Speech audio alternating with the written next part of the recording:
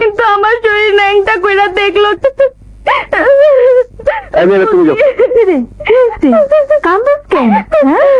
হাত দিয়া কাজ করবো, পা দিয়া মেশিন চালাবো, কিন্তু আমার শরীর ন্যাংটা কইরা দেখলো কেন? আরো বলে আমাকে খারাপ কাজ করতে হবে, আমার চাকরির দরকার নেই, আমি দেশে চলে যাবো।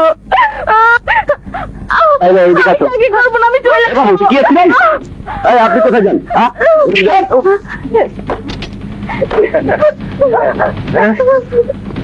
এই তুমি কে? বাইন ছোট বাচ্চা আমার অফিসের মধ্যে ঢুকিত? আমি বাচ্চাদের বাচ্চা। আয় এদিকে আয়।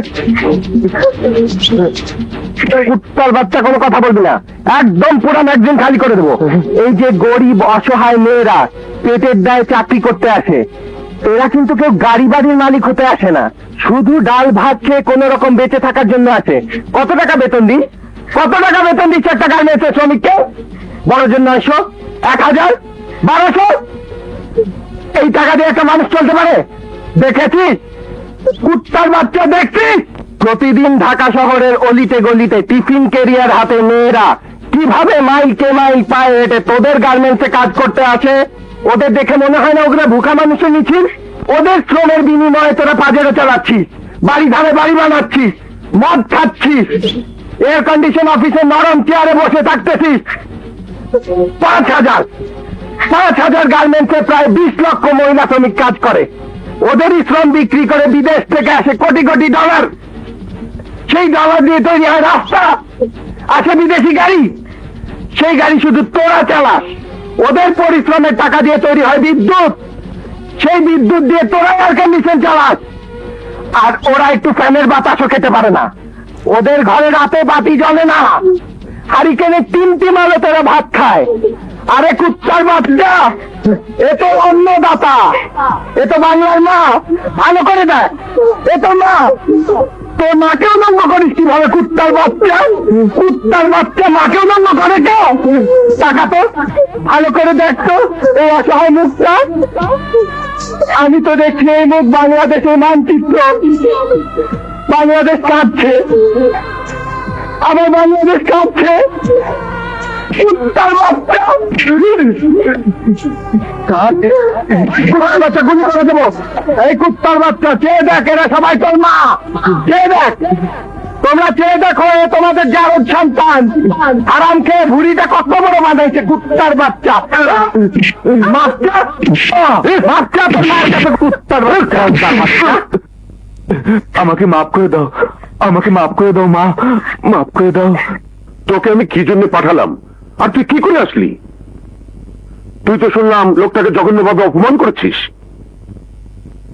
টাকা পয়সা ঝুট ব্যবসার কথা না বলে তুই নাকি জাতির উদ্দেশ্যে ভাষণ দিয়ে এসেছিস।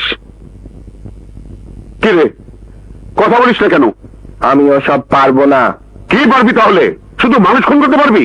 আরে ওসব থেকে বাঁচতে হলেও টাকার দরকার হয়। 2 লাখ টাকার বান্ডিল সবসময় পকেটে রাখতে হয়। পুলিশের ধরার সাথে সাথে ওই টাকার বান্ডিল দিলে পুলিশ ছেড়ে দেয়।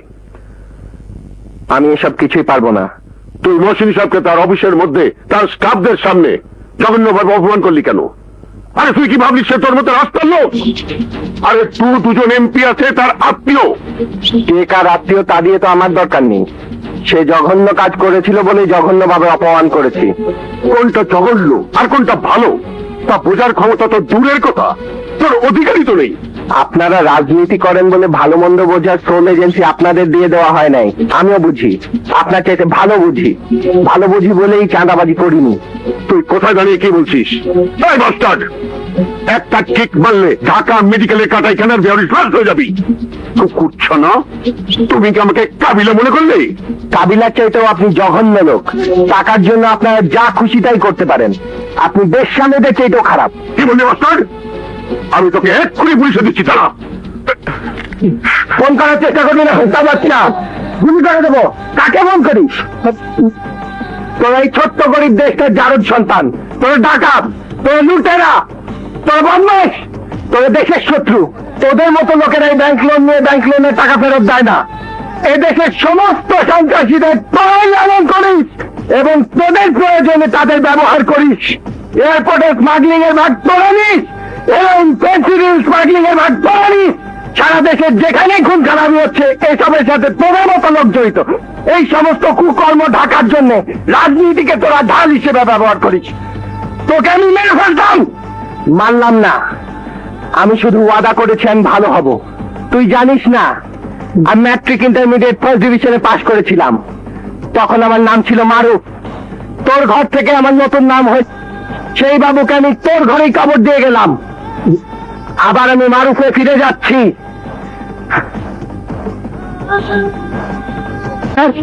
স্যার, স্যার আমি জানি এখন আপনি অনেক জায়গায় টেলিফোন করবেন। স্যার সমস্ত কিছুর আগে আমাদের একটা মিলাদের ব্যবস্থা করা উচিত। দেশের হবু স্বরাষ্ট্রমন্ত্রীর বিরাট একটা ফাড়া কেটে গেল এই জন্যে। ওরে বাবা রে বাবা, শুনেছি বাবু পিস্তল বের করলে বাবুর গুলি মিস হয় না।